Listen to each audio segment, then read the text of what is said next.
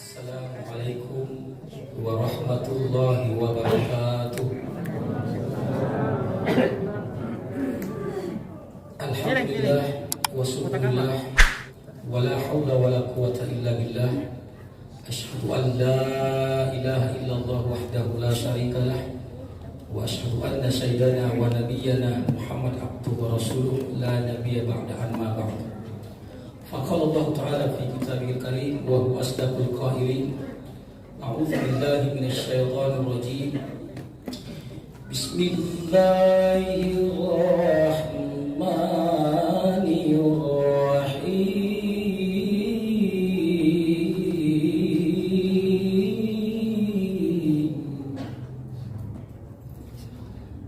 إنما يعمر مساجد الله من آمن بالله واليوم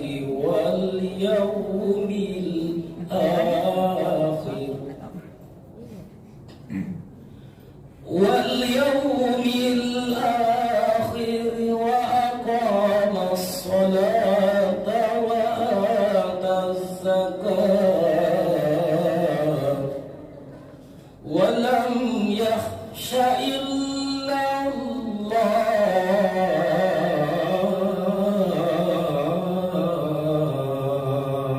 Sadaqallahul azim. Ma'asyiral muslimin wal muslimat jamaah salat Isya yang insyaallah dilanjutkan salat tarawih berjamaah. Alhamdulillah, kalimat yang tak henti-hentinya kita mengucapkan kalimat hamdalah alhamdulillah rabbil alamin sebagai pujian kita, bentuk kesyukuran kita kepada Allah Subhanahu wa taala karena sampai malam yang ke-11 di bulan suci Ramadan ini kita semua masih diberikan oleh Allah nikmat kesehatan, masih diberikan nikmat kesempatan untuk memakmurkan masjid ini.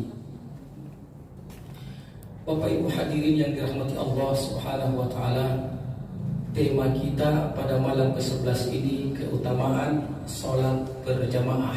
Indah sekali tema ini. Semoga setelah lebaran tetap kita konsistensi untuk senantiasa berjamaah. Jadi bukan hanya di bulan suci Ramadan saja Bapak Ibu, tapi setelah lebaran juga insya Allah tetap kita istiqamah untuk senantiasa memakmurkan masjid Allah. Karena kalau kita lihat dalam surah Taubah ayat 18 di situ kan jelas sekali firman Allah, innama ya'muru masajidallah man amana billahi wal yawmil akhir wa aqama as-salata wa ata zakat wa lam yakhsha illallah. Orang-orang yang memakmurkan masjid Allah ialah orang yang beriman kepada Allah dan hari akhirat, dan mereka tetap melaksanakan sholat dan tidak takut siapapun kecuali kepada Allah Subhanahu wa taala. Alhamdulillah, tema keutamaan salat berjamaah pertama, paling tidak 2 sampai 3 saja karena waktu membatasi kita. Pertama, Bapak Ibu, kita sudah berhasil menjalankan salat Isya secara berjamaah. Keutamaannya ini Bapak Ibu, dalam hadis yang sahih kata Rasulullah, man shalla salatal isya fi jama'ati faka'annama qama nisfal lail. Barang siapa yang melaksanakan salat Isya secara berjamaah, maka seolah-olah ia telah melaksanakan salat sunnah separuh malam. Pertanyaannya, mampukah kita Bapak Ibu salat sunnah separuh malam, Pak? Gimana Pak? Mampu? Kalau Bapak tidak mampu, ibu-ibu lebih-lebih. Saya yakin kalau Bapak tidak mampu, saya juga tidak mampu, ibu-ibu lebih-lebih. Betul tidak Bu? Jangankan sholat sunnah atau sholat separuh malam Pak ya, sholat tarawih saja 8 rakaat, witir 3, jumlahnya 11. Kalau imamnya baca ayat panjang-panjang, pasti keberatan jamaahnya Pak. Dengar baik Pak Imam? Jangan karena Pak Imam ini menghafal Quran 30 juz lantas memimpin sholat berjamaah terlalu panjang. Sampai-sampai jamaah dibilang keberatan. Bagaimana cara keberatan jamaah itu? Batu-batu gitu. Itu pertama. Yang kedua, imam terlalu panjang bacaannya, apalagi sholat sunnah, yakin pasti tidak khusus sholatnya orang, Pak. Betul tidak, Pak? Bagaimana khusus, Bu? Karena imamnya baca satu rakaat itu satu lembar. Sampai gayanya orang sholat di belakang sudah goyang kiri kanan begini modelnya. Dalam hatinya tidak khusus. Kapan Pak imam ruku? Kan sudah mulai tidak khusus di situ. Kalau sholat sendiri, meskipun antum hafal karena penghafal Quran baca satu rakaat satu juz tidak ada masalah. Tapi kalau berjamaah, kenapa Nabi di setiap memimpin sholat melihat ke belakang sambil bersabda, "Sawu sufufakum fa inna taswiyata sufufi min tamamis sholat."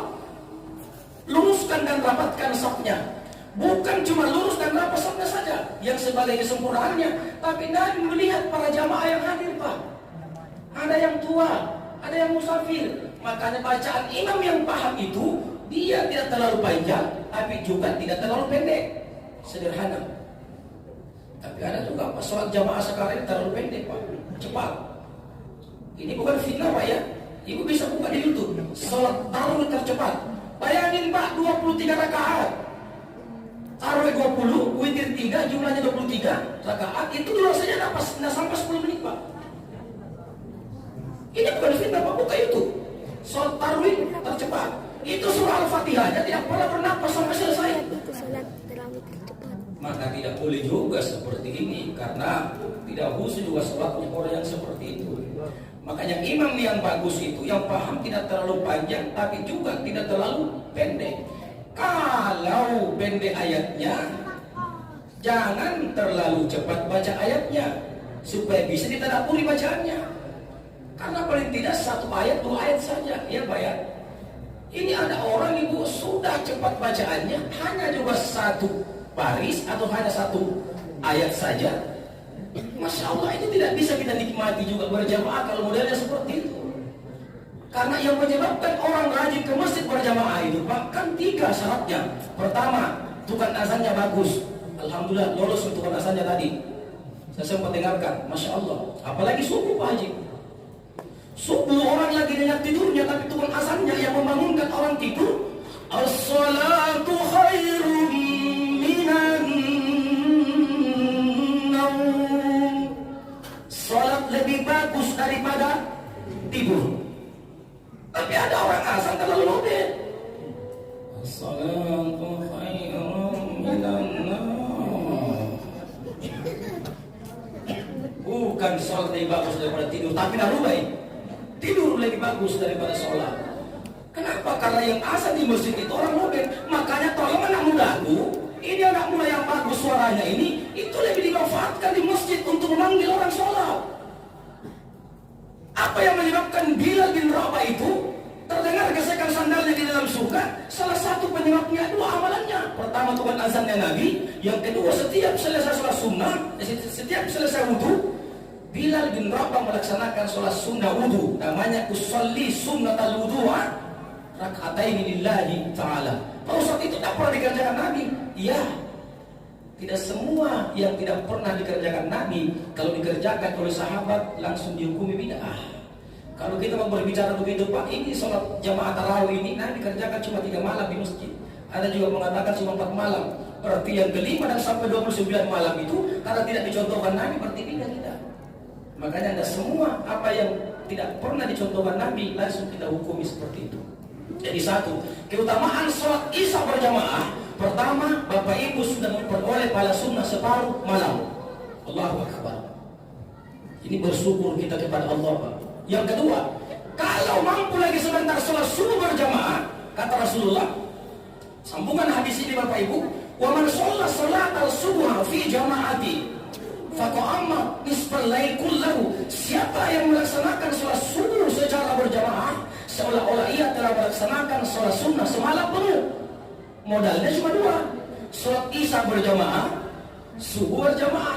Dan luar biasanya lagi Bapak Ibu, ini hadis secara umum Pak. Tidak ada di dalamnya bahwa hanya laki-laki saja. Perempuan juga yang tidak mau ketinggalan jamaahnya, silakan. Loh kenapa Pak Ustaz? Dulu Nabi pernah melarang orang perempuan ke masjid berjamaah. Itu ketika Islam belum berkembang Pak. Nabi pernah melarang perempuan ke masjid berjamaah. Apalagi kalau tidak sah pasangannya di malam hari. Kenapa? Karena orang-orang kafir yang memusuhi Islam itu suka menculik perempuan-perempuan di waktu subuh atau di waktu malam. Makanya Nabi pernah melarang perempuan ke masjid ketika itu karena takutnya diculik di jalan oleh orang-orang yang memusuhi Islam.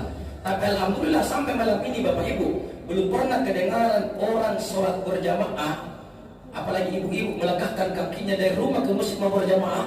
Belum pernah ada kejadian di Dewi Kumalasari ini ada perempuan diculik hanya mau pergi sholat berjamaah. Betul Pak? Dan kalau ada baru yang diculik nenek-nenek, maka yang menculik anak muda, maka saya mengatakan anak muda sudah buta warna. Kenapa kau culik nenek-nenek sedangkan anak gadis masih banyak yang nganggur? Ini. Jadi tidak apa-apa kalau ibu-ibu juga dekat rumahnya di masjid ini, apalagi barengan dengan suaminya pergi sholat subuh, jangan tunda-tunda untuk melaksanakan itu. Kenapa? Karena kita ini mau mencari keutamaan yang luar biasa Bapak Ibu yang dirahmati Allah Subhanahu wa taala. Jadi ini pertama, sholat Isya dan subuh berjamaah itu setara dengan orang yang melaksanakan sholat sunnah semalam penuh. Ini yang pertama, keutamaan. Keutamaan yang kedua kata Rasulullah SAW, sholatul jamaah tufdalu min sholatil fard wa isrina darajat. Ini hadis Bukhari Muslim ini Pak, sahih hadis tidak diragukan.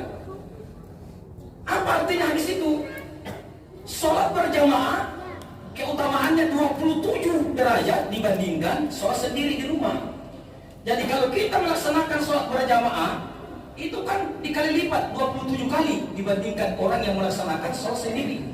Nah, kalau Bapak berhasil 5 kali sehari semalam melaksanakan sholat wajib berjamaah di masjid kita ini, berarti sudah setara dengan pahala orang melaksanakan sholat 135 kali pahalanya.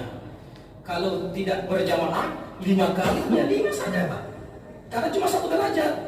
Jadi kalau 1 kali di rumah 1 saja, kalau 5 kali di rumah. Makanya kalau ada bapak-bapak yang tidak sering berjamaah di masjid, maka mulai malam ini bisa dirubah itu namanya. Bukan lagi bapak-bapak tapi ibu-ibu. Kenapa? Karena ibu-ibu itu memang suka sholat di rumah, tapi tidak ada juga larangan kalau dia mau ke masjid berjamaah. Makanya saudaraku, bapak-bapak ini, selama kita masih sehat ini Pak, tolong manfaatkan kesehatan ini Pak untuk senantiasa mengamalkan masjidnya Allah ini, senantiasa melangkahkan, meringankan daging kita. Orang berwudu di rumahnya lalu melangkahkan kakinya ke masjid ini, maka setiap langkah kaki kanannya mendapatkan 1 pahala kebaikan. Ini keutamaan yang luar biasa ini Pak. Dan setiap langkah kaki kirinya menggugurkan dosa-dosa kecil. Dan semua makhluk-makhluk yang Allah ciptakan di atas permukaan bumi ini, dia juga bersaksi di hadapan Allah Subhanahu wa taala. Ya Rabb, ini hambamu meskipun subuh, meskipun hujan, mereka tetap melangkahkan kakinya ke masjid meskipun dia pakai mantel atau pakai payung. Pak Ustaz, saya tidak jalan kaki tapi saya naik motor. Lebih banyak lagi Pak. Kenapa? Ada 2 rodanya berputar, ada bensinnya juga. Dan begitu parkir motornya di dalam, tetap melangkahkan kakinya masuk ke tempat ini. Jadi orang-orang yang tidak sadar, yang malas pergi berjamaah, insya Allah setelah kita mendengarkan beberapa keutamaan sholat berjamaah itu Pak Bu, Allah berikan kita hidayah Pak. Karena kami penceramah juga tidak bisa memberikan hidayah kepada Bapak.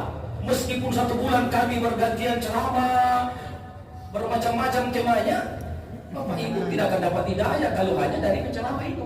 Allah yang berikan hidayah, cumanya Pak. Orang yang sering dengarkan dakwah Islamiyah itu asbab, penyebab kita dapat hidayah.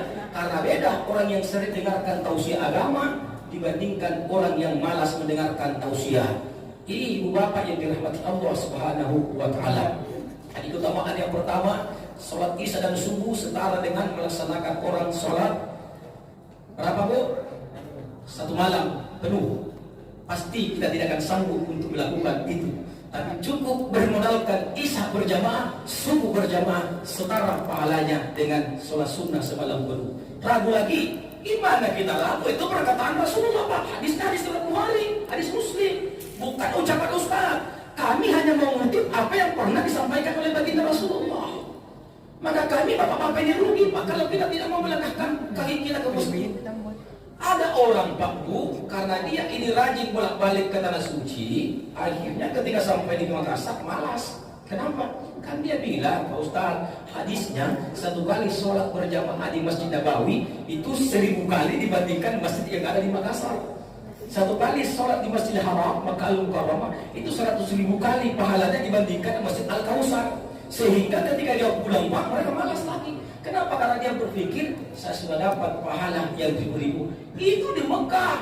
Tapi sedangkan di Makkah Madinah saja jauh kita jalan kaki, tergantung hotelnya di mana kita nginap. Ya Pak ya. Jauh kita langkahkan kakinya untuk pergi berjamaah di masjid dua ini. Apakah itu Nabawi atau Masjidil Haram? Loh kenapa masjid yang hanya 27 derajat pahalanya yang tidak dikerjakan? Daripada sholat sendiri, lebih bagus pergi mengejar suara azan itu. Makanya Bapak Ibu, ada seorang sahabat orang buta Pak, namanya Ibnu Maktum. Itu bertanya kepada Rasulullah. Apa pertanyaannya? Ya Rasulullah, saya ini kan buta, tidak melihat secara fisik. Bolehkah aku dapat keringanan ya Rasulullah? Kata Nabi, keringanan apa? Bolehkah aku sholat di rumah, tidak ke masjid berjamaah? Apa kata Nabi Pak? Antum dengarkan azan dikumandangkan? Kata Ibnu Maktum, dengarkan ya Rasulullah. Datangi meskipun engkau merangkap jalan, datangi. Maka Ibnu Maktum tidak pernah tinggalkan berjamaah. Rasulullah tidak pernah tinggalkan berjamaah meskipun dalam keadaan perang. Kalau lagi kacau-kacaunya perang, ditunda sholatnya dulu Pak. Nanti aman-aman agak reda peperangan itu, barulah dilanjutkan sholat berjamaah. Kenapa? Begitu pentingnya orang melaksanakan sholat berjamaah itu. Maka kalau di bulan suci Ramadan ini kita sudah terbiasa melaksanakan sholat berjamaah, insya Allah dapat efek yang luar biasa setelah Lebaran. Apa itu Pak? Kita istiqomah. Orang yang selalu mendatangi masjid berjamaah di dalam bulan suci Ramadan ini, insya Allah setelah Lebaran tetap dia pertahankan. Kenapa? Karena ada kata pepatah, ala bisa karena biasa. Ini tidak betul Pak, pepatah ini tapi luar biasa memang. Apa yang menjadi kebiasaan baik, maka insya Allah itu akan terus berkesinambungan. Contohnya ibu di bulan suci Ramadan ini rajin baca Quran. Contohnya ibu di belakang meskipun kita ceramah masih juga baca Quran, iya kan? Ada tersinggung? Dan perlu tersinggung bos, memang betul. Tapi bisa kan dipertahankan setelah Lebaran, kan begitu Bu? Jangan-jangan nanti Ramadan saja baru baca Quran, setelah Lebaran sudah tidak pernah lagi baca. Jangan-jangan nanti Ramadan saja baru rajin berjamaah, setelah Lebaran tidak pernah lagi. Maka insya Allah hasil jerih payah di bulan suci Ramadan ini untuk senantiasa berjamaah, anggap kita adalah orang yang sangat merugi Bapak apabila setelah Lebaran kita tidak tetap melaksanakan sholat berjamaah. Maka Bapak-bapak tolong langkah kaki kita, ringankan langkah kakinya untuk selalu ke masjid berjamaah. Jangan sampai nanti kita ke masjid berjamaah tapi posisinya sudah berbeda. Kenapa berbeda Pak Ustaz? Kalau selama ini Pak kita sholat berjamaah di masjid, posisinya makmum itu di mana? Di belakang atau di depan? Di belakangnya imam. Jangan sampai nanti kita masuk berjamaah setelah berubah posisi, sudah di depannya Pak Imam. Apa namanya itu? Sholat jenazah. Makanya sebelum kita disolati jenazah, lebih bagus rajin-rajin pergi masjid belakangkan kaki kita. Kasihan kalau nanti setelah itu baru kita injak masjid. Padahal ketika kita sehat, tidak pernah mau berjamaah di masjid.